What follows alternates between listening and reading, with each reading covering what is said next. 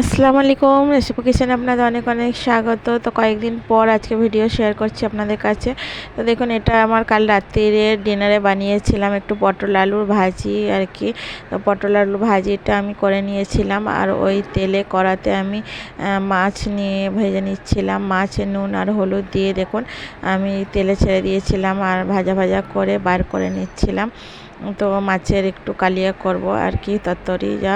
তো মাছগুলো ভাজা হয়ে গেছিলো, তো ওই তেলে দিয়ে দিয়েছিলাম কালো জিরে, শুকনো লঙ্কা ফোড়ন, মশলা দিয়েছিলাম কিছুটা রসুন আর পেঁয়াজ বাটা, আর লঙ্কা গুঁড়ো, হলুদ গুঁড়ো, জিরে গুঁড়ো, স্বাদ মতো লবণ দিয়ে আমি ভালো করে কষিয়ে নিচ্ছিলাম। দিয়ে দিলাম কিছুটা টমেটো কুচি আর একটা চেরা কাঁচা লঙ্কা দিয়ে ভালো করে আমি টমেটোটা ম্যাশ করে নিচ্ছিলাম এই মশলার মধ্যে, যাতে গলে যায় ভালোভাবে।